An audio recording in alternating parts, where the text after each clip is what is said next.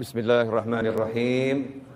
Alhamdulillahi rabbil alamin. Allahumma salli wa sallim ala sayyidina Muhammadin miftahi babi rahmatillah adada ma fi ilmillah. Salatan wa salaman daimaini bidawami mulkillah wa ala alihi wa sahbihi. Allahumma salli ala sayyidina Muhammadin salatan taftahu biha lana futuhal arifin wa tufaqihuna biha fid din wa ala alihi wa sahbihi. Assalamu alaikum warahmatullahi wabarakatuh.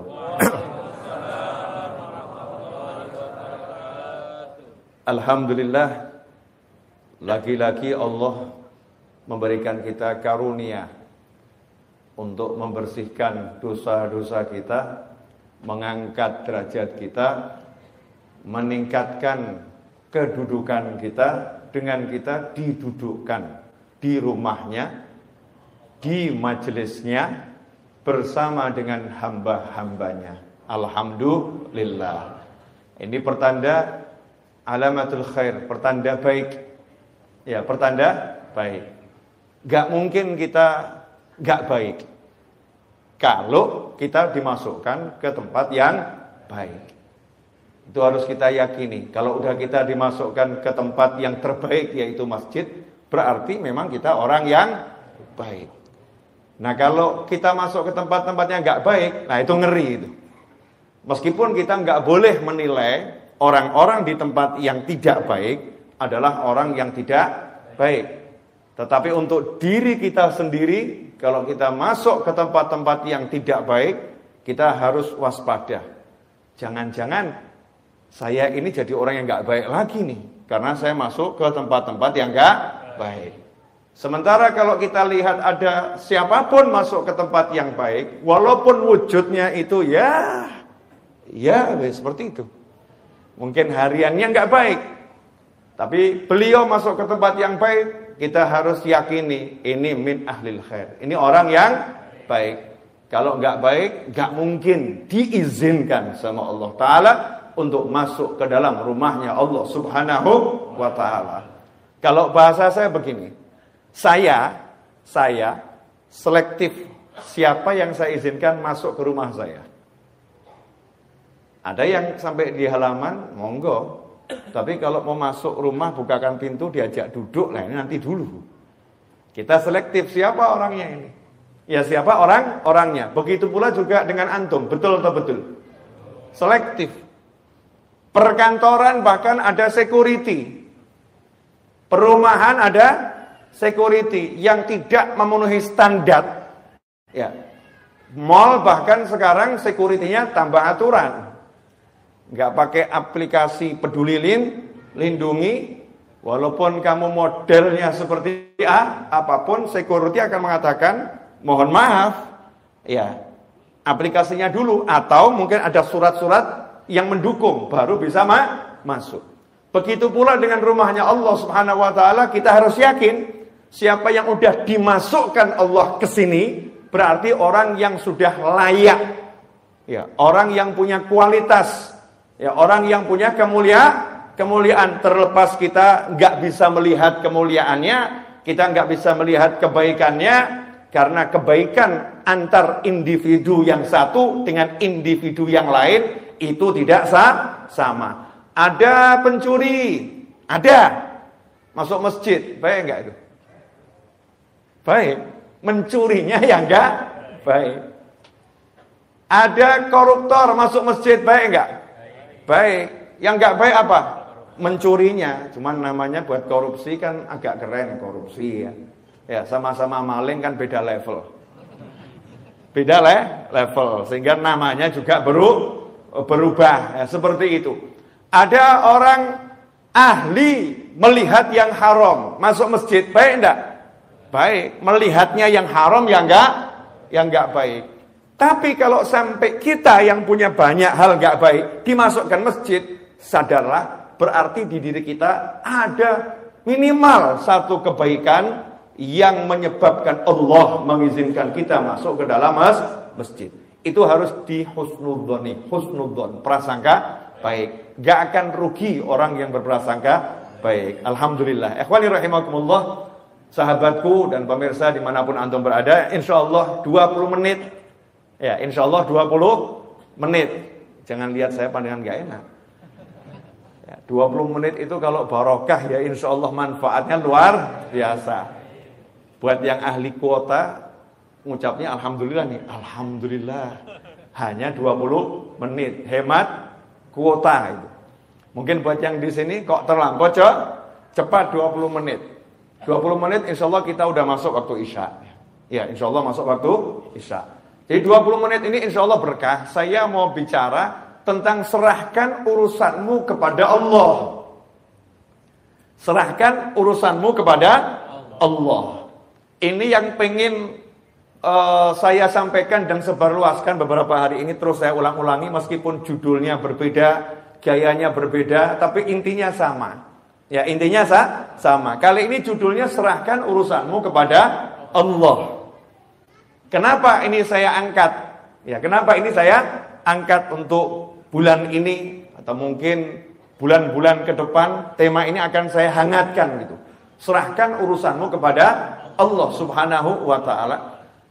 Karena ketika saya buka kolom khusus untuk bertanya, ya, kolom khusus untuk bertanya lewat pesan WhatsApp di nomor tertentu, itu pertanyaan yang masuk rata-rata pertanyaan orang, mohon maaf gitu, mentok, pusing, banyak hutang bingung, suaminya nyebelin bingung, istrinya ngeruwetin bingung, anaknya nggak bisa diatur bingung, tetangganya reseh bingung. Ini bahasanya orang zaman sekarang gitu ya. Di kantor banyak masalah, bingung. Satu kata gitu, bingung cari solusi. Ya, bingung cari solusi. Ini yang terjadi di tengah-tengah masyarakat dan harus disolusikan. Kalau kita bilang, kamu hadir majelis, jawabannya saya ini ahli majelis, Bib. Kalau kita bilang, kamu baca istighfar yang banyak, udah kebanyakan, Bib. Masya Allah. Udah kebanyakan, Bib. Kalau kita bilang, kamu sholat hajat dan yang lain, udah saya jalankan, Bib. Kalau kita bilang, kamu banyak baca surat Yasin, jangankan Yasin, Bib. Khatmul Quran, itu udah saya lakukan berkali-kali. Tapi masih pusing, Bib. Ada enggak yang seperti ini? Ada kan ya? Nah, ini kan pertanyaan yang harus dijawab. Dalam sebuah hadis, ini sekarang tanggal berapa ini? Jumadil Akhir. Tanggal berapa? Besok sudah masuk 20, berarti sekarang tanggal 20. Ya, 20 Jumadil Akhir. Kalau saya nggak salah nanti dicek lagi. Saya ini juga nggak hafal peristiwa-peristiwa. Nenek saya itu lahirnya tanggal 20 Jumadil Akhir. Kenal nenek saya? Kalau nggak kenal keterlaluan. Asli kalau nggak kenal keterlaluan. Nenek saya namanya Fatimah Az-Zahra, putranya Nabi Muhammad SAW. Putrinya Nabi Muhammad SAW. Itu nenek saya. Ini tanggal 20 kalau saya nggak salah ya. Nah, kadang cucu kan juga salah tanggal, wajar tuh ya. Oh, cucunya juga nggak jelas. Cucunya nggak jelas. Itu nenek saya kalau nggak salah lahir 20 Jumadil Akhir. Malam ini bergeser ke maghrib kan sudah mulai tanggal 20 Jumadil Akhir. Maka saya akan mengenang wasiatnya Nabi Muhammad SAW untuk nenek saya, untuk putrinya tercinta Fatimah Az-Zahra radhiyallahu anha. Rasulullah mengatakan, ucapkan wahai Fatimah, baca doa ini. Ya Hayyu ya Qayyum birahmatika astaghith, ya wa min azabika astajir, aslih li sya'ni kullahu wa la takilni ila nafsi tarfata ain. Walaupun riwayatnya beda-beda. Ada ya Hayyu ya Qayyum birahmatika astaghith, kemudian langsung aslih li sya'ni kullahu wa la takilni ila nafsi tarfata ain. Kalau diterjemahkan bebas, kalimat itu diperintahkan oleh Nabi Muhammad SAW kepada putrinya. Nah, ini menarik ya. Saya mau nanya sama bapak-bapak dan ibu-ibu, mohon maaf. Kapan terakhir kali kita panggil anak kita, putra atau putri kita, Kemudian kita ngomong begini, nak, jangan lupa ya, kalau habis sholat subuh sama habis sholat maghrib atau pagi sama sore, jangan lupa baca doa ini. Ini doa favoritnya ibu, ini doa favoritnya ayah. Baca doa ini, insya Allah kamu selamat dunia akhirat. Ayo dibaca, diapalin. Kapan terakhir kali bu? Kok wajah diam semua, kenapa? Belum pernah? Belum pernah? Ya udah, jangan nanti malam deh. Besok ya, cari dulu doanya. Nah, bapak ibu apalin dulu, baru anaknya suruh ngapalin. Jangan nanti giliran, jangan lupa ya baca doa ini. Doanya apa? Sebentar, lihat Google dulu. Sebentar, jangan gitu. Kita hafalkan dulu doa-doa yang bisa kita wasiatkan untuk putra-putri kita. Karena hadiah terbaik seorang mukmin kepada mukmin yang lain adalah ilmu, adalah doa. Maka hadiah terbaik kepada anak adalah bekali ilmu akhirat. Kasih dia amalan, kasih dia zikir, kasih dia doa. Itu akan jadi bekal yang abadi selama-lamanya. Dan itu dilakukan oleh Nabi Muhammad SAW meskipun beliau pembuka. Surga nggak akan bisa dimasukin siapapun kalau belum dimasukin oleh Nabi Muhammad SAW. Meskipun yang punya kuncinya adalah Nabi Muhammad SAW, tapi Rasul rajin ngomong pada keluarganya. Baca ini, baca ini, baca ini, amalkan ini, amalkan ini, amalkan ini. Sementara kita nggak punya pembuka kuncinya surga kecuali nunut Nabi Muhammad SAW. Kita yang ada sama anak, jangan lupa sarapan, jangan lupa makan siang, jangan lupa mandi, jangan lupa gosok gigi, jangan lupa bersihkan tempat tidur, jangan lupa olahraga, jangan lupa. Tapi kurang muncul, jangan lupa baca doa ini, jangan lupa baca doa ini, jangan lupa baca doa ini. Itu hampir tidak muncul dari lisan kita. Bukan nggak pernah, yang mungkin pernah, tapi ya presentasinya sangat minim. Betul atau betul? Ya nggak betul juga nggak apa-apa, tapi saya yakin betul. Ini karena berdasarkan pengalaman di lapangan ya. Saya kan orang lapangan, kumpul dengan masyarakat. Ya Hayyu ya Qayyum, duhai yang maha hidup dan maha kuasa mengurus segala sesuatu sendiri. Ya Hayyu ya Qayyum. Manggil Allah dengan panggilan yang sangat indah, yang Allah ajarkan kita untuk berdoa dengan nama-namanya. Ya Hayyu, Ya Qayyum. Setelah panggil Allah, baru kemudian minta. Panggil Allahnya dulu, baru kemudian minta. Birahmatika astaghith. Astaghith itu kalau bahasa Indonesianya istighothah.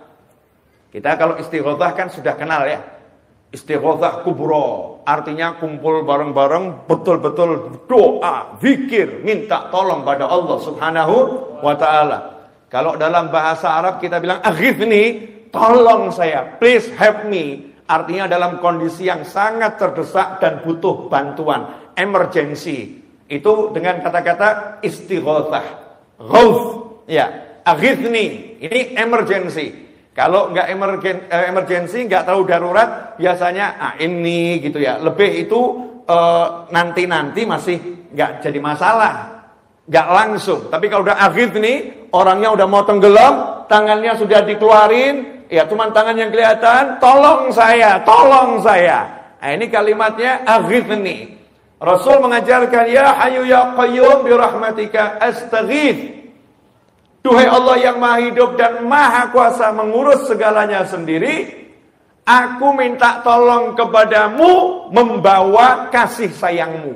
Jadi demi kasih sayangmu ya Allah, demi engkau maha pengasih, engkau maha penyayang, engkau rahmatmu mendahului amarahmu, rahmatmu meredam amarahmu.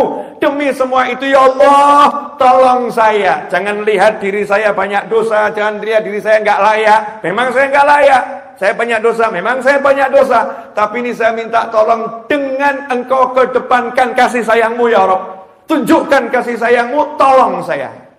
Birahmatika astaghith. Nah kemudian, wala takilni ila nafsi tarfata ain. Sedetik pun jangan biarkan aku ngurus diriku sendiri. Jangan serahkan urusan itu untuk kuurus sendiri sedetik pun.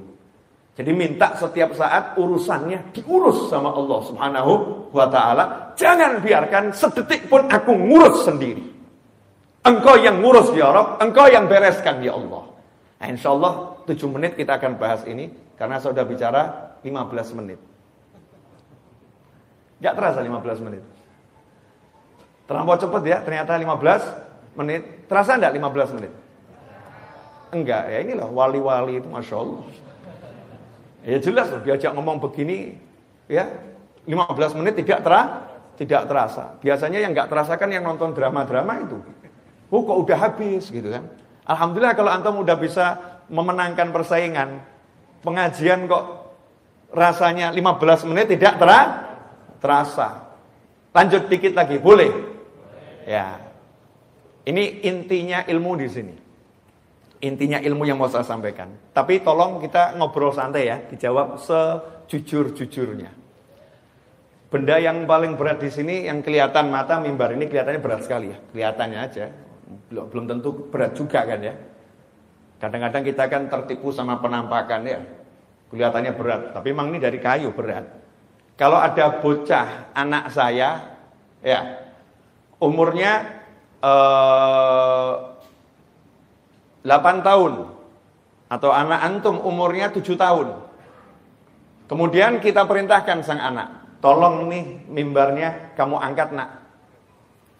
Mimbarnya kamu angkat nak. Tolong mimbarnya diangkat. Anak tadi kan sadar diri ya. Ayah, saya nggak kuat ngangkat mimbar itu.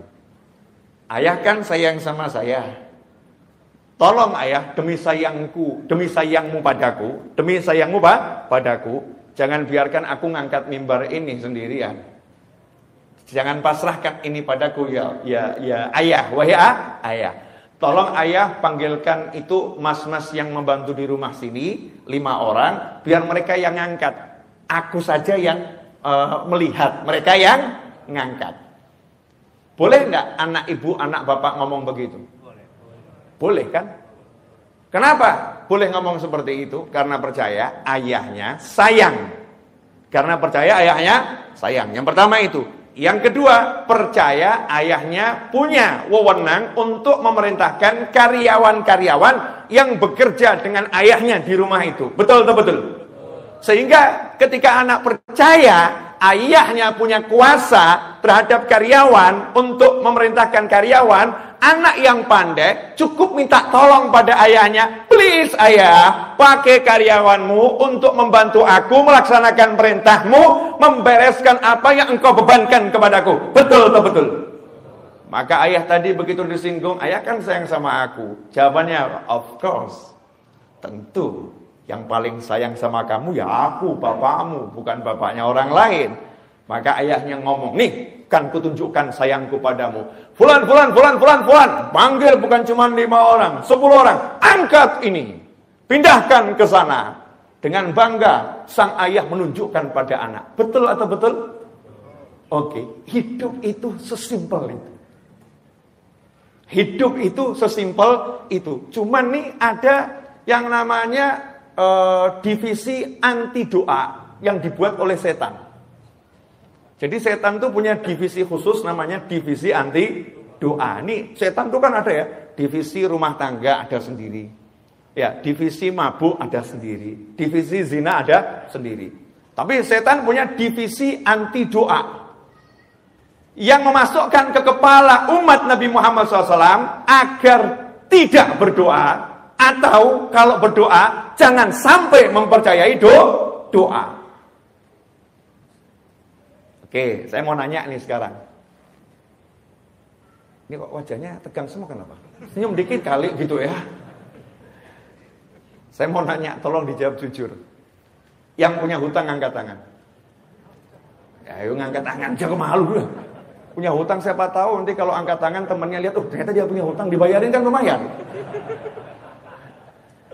Ya, ngapain malu ya?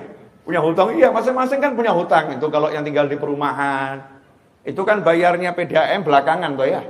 pakai duluan, bayar belakangan. Betul tuh. Iya, seperti itu. Di negara PDAM kita pakai dulu, bayarnya belakangan. Listrik yang nggak pakai token, listrik yang nggak pakai token, pakai dulu, bayarnya belakangan. Berarti hutang atau nggak hutang itu? Hutang. Beli mobil ngangsur, itu hutang nggak tuh? Hutang, pakai dulu, bayarnya belakangan. Jadi ya saya yakin nih 99,9999% punya hutang. Di antara orang yang berhutang, ada yang pusing. Pertanyaan saya, banyak atau ada? Nah, ini pelaku mulai ngaku. Banyak yang pusing. Pusing kenapa? Mau bayar hutang, gak punya sesuatu yang digunakan untuk bayar hutang. Betul? Oke. Saat itu seharusnya kita akan cari solusi. Betul? Solusi agar hutang saya bisa terlunaskan. Benar. Nah, biasanya yang dipikir apa? Duit. Nah, kalau duit mulai lihat kalungnya istri masih ada enggak ya? Ini kalung nyonya bisa dijual. Ternyata udah enggak ada yang bisa dijual. Mulai lihat temennya, siapa yang bisa dihutangin? Ternyata masih punya hutang sama semua temennya, belum ada yang dibayar. Mentok. Sumber penghasilan zero. Sementara hutangnya banyak. Pusing atau enggak pusing? Pusing. Ini wajar nih manusia, pusing. Karena pola berpikirnya memang salah. Pola berpikirnya salah, jadinya pusing. Kata mentok itu enggak ada. Untuk mukmin itu enggak ada judul mentok, enggak ada. Jalan buntu enggak ada. Mentok itu hanya satu, akhirat. Itu mentok. Setelah sampai akhirat, akhir, nggak ada lagi ya. Setelah surga ya nggak ada, ya surga selama-lamanya di sana, mentok. Habis. Tapi kalau hutang, masalah, nggak ada judulnya, udah mentok, nggak ada. Yang ada pikiranmu buntu. Betul. Karena kamu pakai pikiranmu sendiri, mikir sendiri, usaha sendiri. Mengutamakan kemampuan sendiri, merasa dirimu Tuhan yang menguasai jagat raya ini, sehingga pikirmu bisa merubah sesuatu. Maka dibuat blok, ayo mikir apa lagi? Entok. Tapi beda dengan orang yang udah kenal sama Allah Ta'ala dan paham apa itu yang namanya hidup. Hidup ini milik siapa? Inna lillahi wa inna ilaihi raji'un. Miliknya Allah. Semua miliknya Allah. Maka konsep yang paling sederhana, kembalikan segala sesuatu kepada Allah. Ketika mau berhutang, minta izin sama Allah. Ya Allah, saya mau hutang, tolong nanti lunaskan hutang saya ya Allah. Dengan mudah. Sekarang yang mau hutang gak izin sama Allah. Begitu mau hutang, lihat aset yang dimiliki. Betul. Lihat kolega yang dimiliki. Lihat teman-teman yang bisa dihutangi nanti kalau kepepet. Lupa kalau yang maha kaya adalah Allah Subhanahu wa ta'ala. Langkah awal ketika berusaha sudah salah karena menyandarkan semua usahanya kepada makhluk, kepada ciptaan yang lemah, bukan kepada maha pencipta, yaitu Allah Ta'ala. Qul huwallahu ahad, Allahus samad. Katakanlah cuma Allah yang ada, Allah yang esa. Hanya Allah tempat berharap, bergantungnya segala sesuatu. Nah, alhamdulillah Allah tuh maha baik. Kirimkan utusan, ngajarin kita semua. Itulah makna la ilaha illallah Muhammadun Rasulullah SAW. Gak berhenti di la ilaha illallah. Tuhan hanya Allah, tapi Allahnya kasih utusan untuk menjelaskan semua kebutuhanmu. Semua yang menjadi harapanmu, semua menjadi keinginanmu. Cara menggapainya bagaimana? Biar selamat caranya bagaimana? Allah kirim utusan 100%. Semua perbuatan dan ucapan dan diamnya utusan ini di bawah kendali Allah Subhanahu wa ta'ala. Jadi tidak ada yang lebih hebat dari Nabi Muhammad SAW. Ucapannya, diamnya, gerakannya, semua adalah wahyu ilahi. Jadi gak mungkin salah. Kalau udah paham begini, tenang buat yang udah la ilaha illallah Muhammadun Rasulullah SAW. Begitu punya masalah apapun itu, yang pertama kali didatangi adalah Allahnya. Allahumma ya Allah, saya punya hutang, saya punya suami nyebelin, saya punya istri yang gak bisa denger ucapan saya punya anak yang perilakunya udah kelewat batas, saya punya masalah di kantor, saya punya. Pertanyaan saya, ucapan kita yang seperti itu sebetulnya sama enggak dengan anak kita tadi? Ketika lapor sama bapaknya, sama enggak? Sama.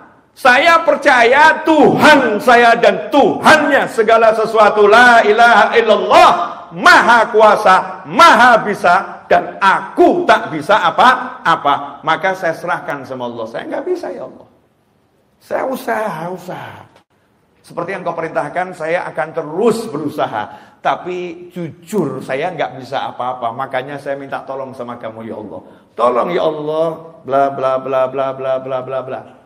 Sekarang saya mau nanya, semua yang di jagat raya itu dalam genggaman siapa? Allah. Genggamannya Allah Ta'ala. Dan Allahnya udah bilang, Udu'uni astajib lakum.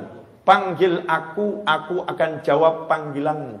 Makanya doa tadi pertama kali, Ya Hayyu Ya Qayyum. Kalau kita berdoa, Allahumma Rabbi inni Ya Rabbana. Manggil Allahnya dulu. Allah. Nggak ada doa ucuk-ucuk. A'inni ala dzikrika wa syukrika wa husni ibadatik. Depannya pasti Allahumma.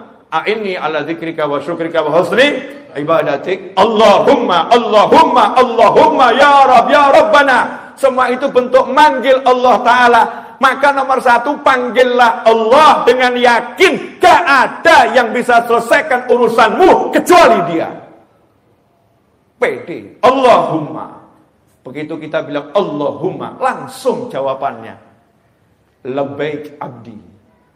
Kenapa? What happened? Apa yang terjadi? Apa yang kamu butuhkan? Apa yang kamu inginkan? Kamu butuh apa? Kita jawab bla bla bla bla bla bla bla. Allah bilang astajib lakum. Jangan khawatir. Semua permintaanmu, permohonanmu aku jawab. Aku jawab. Anak tadi ngomong sama ayahnya, ayah perintahkan mas itu. Bapaknya ngomong, oke nak, deal, selesai. Anak tadi yang nyantai aja, udah masalah udah diurus sama ayah. Dia nggak akan nanya berkali-kali, ayah masnya udah dipanggil belum ayah? Ayah nih masnya kok nggak kelihatan, mana sih ayah? Ayah bisa nggak sih manggil mas tadi itu? Bisa nggak sih ayah? Nggak nanya, karena apa? Percaya sama ayahnya. Nah, sementara kita ngakunya percaya sama Allah, nanya melulu, kabul enggak ya? Kok belum ada tanda-tanda pengabulan ya? Terwujud enggak ya? Jalannya hidup dengan mikirin kabul enggak? Karena enggak percaya, ya Allah tolak urusan dulu. Kamu enggak percaya sama aku. Kamu enggak trust sama aku. Ikhwani rahimakumullah. Lah itulah fungsinya divisi setan. Begitu kita doa, setan yang bisikin, emang doamu bisa nolong kamu? Emang doamu bisa nolong kamu? Nggak bisa, kamu harus berusaha. Nggak berusaha ya nggak bisa tertolong. Setan sebelah kiri bisikin, usahamu udah mentok, nggak ada jalan keluar, mau usaha apa lagi? Jadi ya doamu ya percuma, nggak akan menghasilkan apa-apa. Ngomong nggak ada usaha yang bisa kamu lakukan kok. Kamu udah mentok, bung, akhirnya diem, merenung, mata mendelik. Diajak ngomong diem, stres. Tapi lain kalau orang yang udah percaya sama Allah, dia bilang sama setannya, udah cari pasien yang lain, jangan saya. Ini buat anak-anak TK, SD itu ya wajar. Profesor seperti saya jangan diganggu yang model begini. Ya usaha nggak usah diajarin. Bayi lahir aja usaha, kok nggak usaha nggak lahir tahu. Bayi lahir aja usaha, nggak lahir. Aku masih kecil aja udah tengkurap, modalku cuman ibuku datang. Tengkurap ini nggak telentang tengkurap, ini kalau nggak ditolong aku mati. Nah, modalku cuman langsung ibuku datang ditolong. Masa sekarang aku nggak awet-awet manggil Allah nggak ditolong? Emang kamu siapa? Kurang ajar. Minggir kamu. Setan kurang ajar. Kalau setannya manusia jangan dibegituin. Setan minggir kamu, jangan. Wah, nanti jadi masalah itu, nanti jadi masalah. Itu cukup di hati, di pikiran. Yakin sama Allah Subhanahu wa ta'ala, kan enak tinggal ngomong. Ud'uni astajib lakum. Terakhir, udah 30 menit tuh. Perpanjangan waktu 10 menit ini udah. Ini adzannya kan sudah 3 menit lagi ya? Setelah adzan bisa nyambung lagi. Iya, setelah adzan saya mau nyambung di tempat yang lain.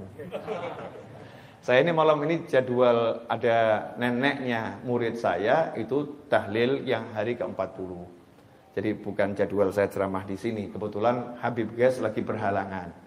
Kemudian saya diminta tolong karena saya lagi ada di Jakarta. Habib bisa nggak? Oke, siap, seneng saya. Kalau waktu buat ngajar apalagi di sini saya senengnya luar biasa. Nah, jadi setelah dari sini saya cus ke tempat yang lain. Boleh toh? Enggak boleh juga tetap jalan. Tetap jalan. Terus apa fungsinya ngomong? Ya enggak tahu, asal ngomong aja ini. Nah, hadirin yang dimuliakan Allah Ta'ala. Ini akhirnya untuk menggabungkan dari awal tadi. Yang terakhir begini, simple. Pernah tahu yang film-film tukang sihir itu? Judulnya macam-macam ya. Saya masih cari itu selain Harry Potter, ya. Hanya Harry Potter saja itu yang pakai kakek sihir. Betul ya? Itu mungkin yang buat juga merasa ada diskriminatif di kelompok tukang sihir. Ya, kaum lelaki merasa diremehkan gitu ya. Masa lelaki kalah sihirnya sama perempuan? Mungkin loh ya, muncul Harry Potter. Karena dari dulu tuh ya nggak ada judulnya kakek sihir. Yang ada selalu nenek sihir. Betul nggak? Jadi ibu-ibu sebagai wanita harusnya protes itu. Kenapa sekarang ada kakek sihir? Sampai sihir aja laki-laki mau ngerebut. Itu wilayah kami. Masya Allah. Nenek sihir. Di Al-Quran juga nafasa wanita-wanita yang meniupkan buhul-buhul. Ada ikatan-ikatan sihir. Ditiup-tiup sama perempuan yang ahli sihir. Nenek-nenek sihir. Nah kalau kita ambil dah sekarang ini, entah itu kakek, entah nenek, pokoknya penyihir. Penyihir itu kekuatannya di mana? Ya kan saya pakai penyihir karena Anda kan penggemar Harry Potter. Pernah lihat kan ya film Harry Potter. Di mana kekuatannya? Ucapan. Tongkat, kemudian diputer-puter. Ya, baca.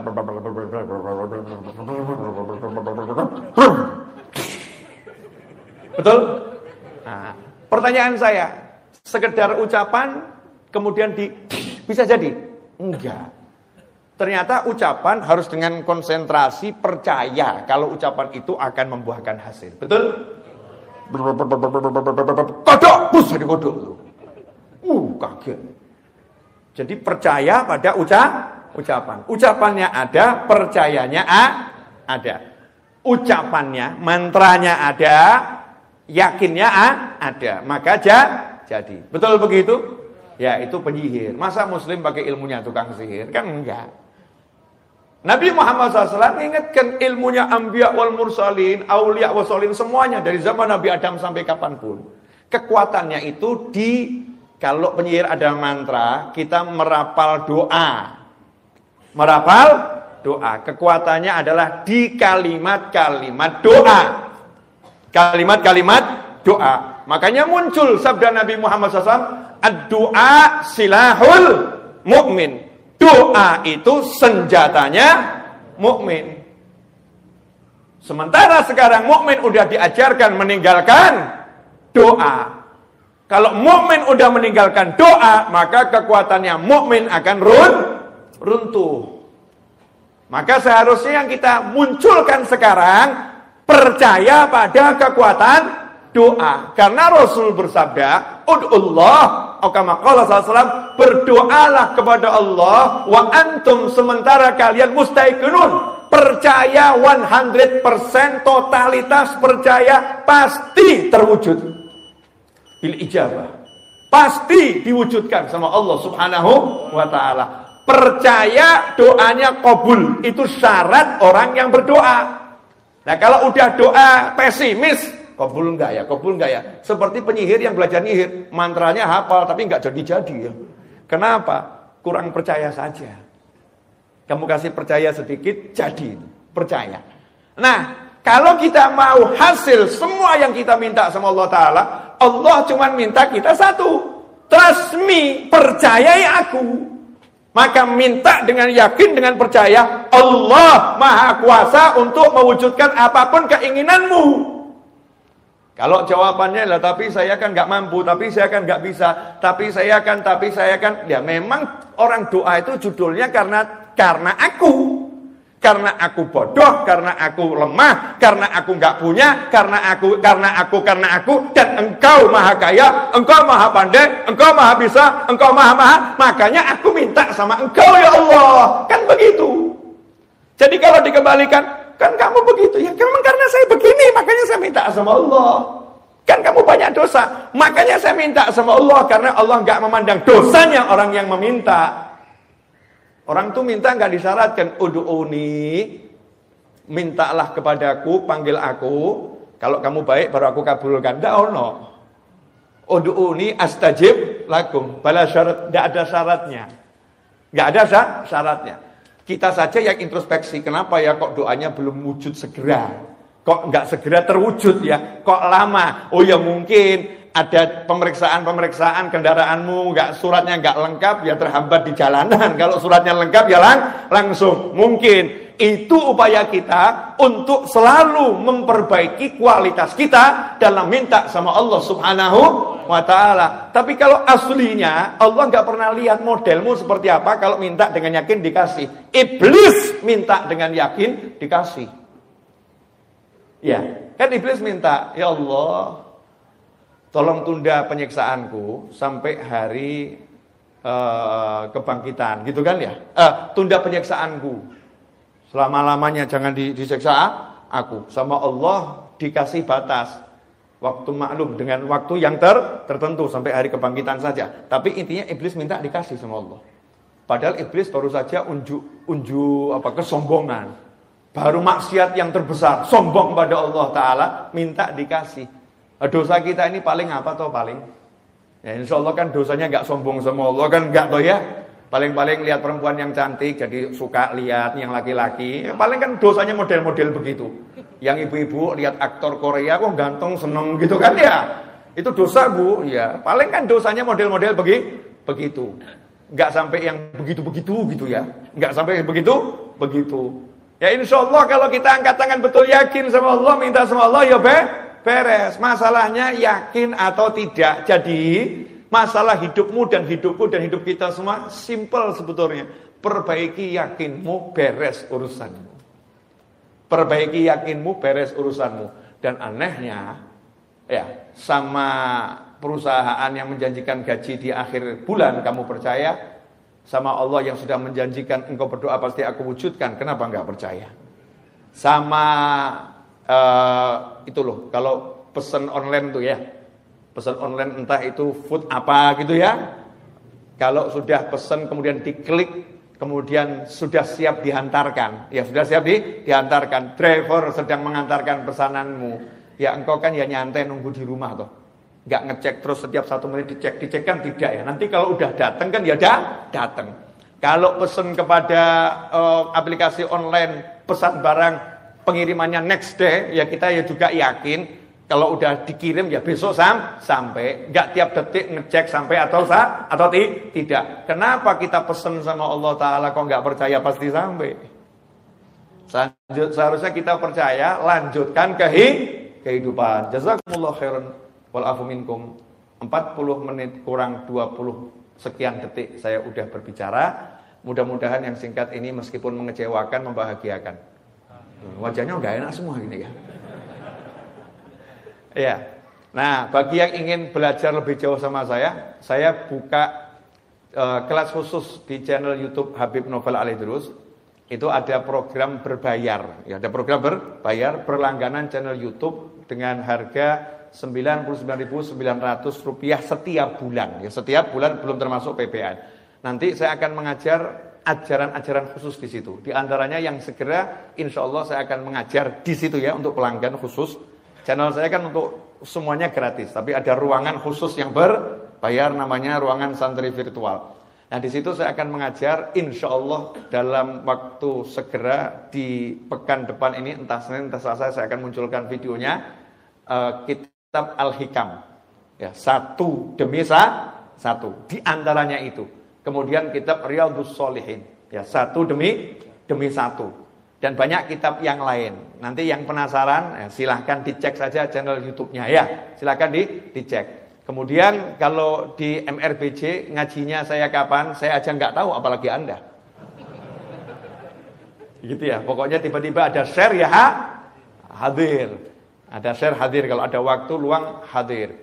Saya kalau lagi ngajar dimanapun, insya Allah saya live streamingkan. Jadi bisa lihat dari channel YouTube saya. Kita bisa terus belajar dimanapun kita berada. Pesan saya sebelum mengakhiri kajian di malam hari ini, jangan kita sibuk mengomentari orang lain, sibuklah mengomentari diri sendiri. Jangan pernah mengomentari hal-hal yang nggak perlu dikomentari. Tapi nggak mengomentari sholat anak kita yang belum beres, sholat pasangan hidup kita yang belum beres, sholat pembantu rumah tangga ART kita yang belum beres. Sibuklah memikirkan rumahmu agar selamat bangsamu. Jangan sibuk memikirkan rumah orang lain dan rumahmu tak pernah kamu perbaiki. Roboh bangunan yang ada di negeri ini. Paham maksud saya ya?